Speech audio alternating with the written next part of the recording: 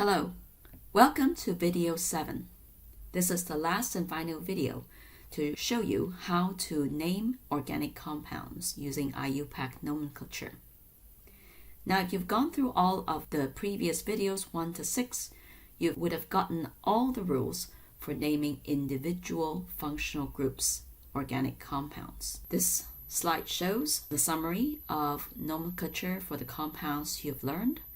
You've learned how to name the alkanes, alkyl halides, ethers, alkynes, alcohols, and amines. Now, when we put all this together, there's just one more thing you need to know. So far, we have talked about all the functional groups individually. But what happens when we mix it all up? That is, it is possible for many functional groups. Now, the last thing you need to know about how to name organic compounds properly is that the functional groups do have an inherent priority. That is, some functional groups have higher priorities to be parents before others. Now, in case you're wondering what this order is, we have actually covered the different functional groups in the approximate increasing order of their priorities, so that hopefully from videos 1 to 6, it is easier for you to remember the priorities that we have covered. Actually, there are 3 classes of priorities: Class A, Class B, and C. You will see that in Class A, we have covered the alcohols and the amines. The other functional groups in Class A we'll cover in the later course. In Chem 2441, these are the only 2 in Class A we have talked about. In Class B, we've already talked about both functional groups, which is the alkenes and alkynes. And finally, in Class C, we have the alkanes, alkyl halides, and ethers, which we also have covered fully. Now, what you need to know is that Class A has higher priority than Class B, which is higher priority than Class C. Now, what does that really mean when you come to name functional groups of molecules? If the functional groups fall across different classes, then the parent chain is determined by the highest priority class, and the lowest numbers are assigned to that highest priority class functional group. If it's within a priority class, except Class A, which we'll talk about last, the functional groups are equal in priority, so that we give the overall lowest possible numbers to all of the functional groups. Probably it's easier to illustrate by a few examples. Let's look at this particular compound. You can see that this is an alkane with just alkyl groups. So alkanes and alkyl groups are in the same class, namely Class C. Because they're in the same class, we give lowest overall numbers to all of the substituents. So if you look at this molecule, it is lowest to name this 1, 1, and then 2, so that the name is 1,1,2-trimethylcyclopentane, and not the alternative names because these give overall higher numbers. This molecule, besides alkyl groups, also has a halo group. However, alkyl halides and alkyl groups are in the same priority class, namely Class C. So we just give all of the substituents again lowest possible numbers. And if you think about it, the lowest possible numbers will be to give this 1, 2, 4. So that this compound is 4-chloro-1,2-dimethylcycloheptane. Notice that it's not 1,3,4 or 1,2,6, which are higher overall numbers than 1,2,4. Here is some examples of Class B compounds. Alkenes and alkynes are in the same class. And so if a molecule has both an alkene and an alkyne, we assign numbers so that the overall functional groups, either the alkene or alkyne, would have the lowest numbers. Let's look at this molecule on the left. In order to give the lowest numbers to either of these functional groups or the overall functional groups, we name this 1, 2, 3, 4, 5, 6, 7, so that the carbon of the triple bond and the carbon of the double bond would get the numbers 1 and 5. However, if we name across this way, 1, 2, 3, so it's 2, 4, 5, 6, it will be 2 and 6. Now, 1 and 5 is lower than 2 and 6, so that's why this is the correct name of this compound. Now, we just swap the positions of the double and triple bonds so that now the first carbon is the one having the carbon-carbon double bond, and then 2, 3, 4, 5. 5 is the carbon having the triple bond. And in this case, the correct name is 1-heptene, 5-ine. Notice we just care about getting the lowest possible numbers, 1 and 5 in this case. It doesn't matter whether it's going on the alkene or the alkyne, simply because 1,5 is less than 2,6, so therefore this is the correct numbering and name for this compound. Now for this final compound, whether we name from the left to the right or the right to the left, the same numbers occur for the carbon-carbon double bond as well as the triple bond, that is 1 and 7. In this case, either we name it, the numbers are still 1 or 7. So in this case, you give 1 to the double bond because E for the ene comes before ine. So it's oct 1-ene, 7-ine.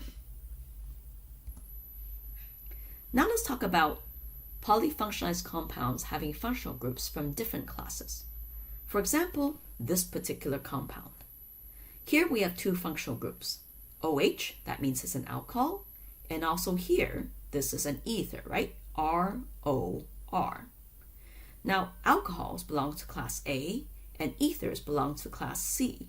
So, class A, the alcohol, has higher priority than an ether. So, we pick as the parent chain the longest functional group containing the OH group.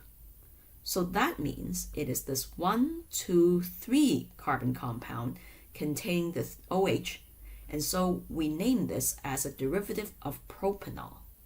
Notice that even though this has 1, 2, 3, 4 carbons and would be the longer carbon chain, but because it belongs to a lower class functional group, we do not put this in priority. The priority goes with the higher priority functional group and the longest chain belonging to it on which it's situated. So that's why this is a derivative of propane 1-ol. It's 1 because we want to give the alcohol the lowest possible number. So we don't name this 1, 2, 3, for example. So after we give the OH carbon 1, it means this group here, the butoxy group, is a substituent on carbon 3. So it's 3-butoxy propane 1-ol. Notice how deciding that we have a class A priority group determines which is the longest carbon chain attached to this functional group, and also the numbering that gives us OH group the lowest possible number. Here we have a bifunctional organic compound that is an amine as well as being an alkyl bromide. Amines belong to class A, and haloalkanes belongs to class C. So the amine has higher priority than the bromide. So that means we search out the longest carbon chain bonded to the amine as the parent chain. In this case, just one carbon, this is short. But for this, it is on a 5-carbon chain. So therefore, it is a derivative of pentamine. Now, we number the chain so that it has the lowest numbers assigned to this amine functional group. That means it's 1, 2, 3, 4, 5, giving number 2 to the amine group. So that's why it's a pent-2-amine. We name the rest of the amine NN-dimethyl pentamine. And finally, we also add the 4-bromo group. 4-bromo, NN-dimethyl pent-2-amine. Now this last example is an alcohol as well as an alkene. So an alcohol, class A, has a higher priority than alkene, which belongs to class B, and so the compound is named as a derivative of an alkanol. And we name the alkanol so that the OH group has the lowest number. So that this is a hex 5-ene 3-ol because we named this 1, 2, 3, 4, 5. 5 is the amine. So hex 5-ene 3-ol. We do not name it hex 1-ene 4-ol, even though 1 is smaller than 3, the first number that comes. This is because by naming this as a derivative of the class A functional group alcohol, we have to also give the functional group the lowest possible number. So 3-ol is lower than 4-ol. Now finally, we said everything is of class A. So what is special about class A? Well, within class A, the functional groups increase in priority like this, so that the amine has a lower priority than alcohol. There are functional groups having higher priorities than alcohol, but we have not covered them in Chemistry 2441. So it suffices for this class to know that OH always gets a lower number than NH2 because OH always has a higher priority than NH2. So in this left-hand molecule, you see that the alcohol has higher priority than the amine.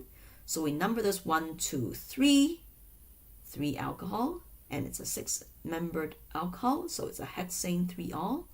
And then, of course, the amine gets number 6.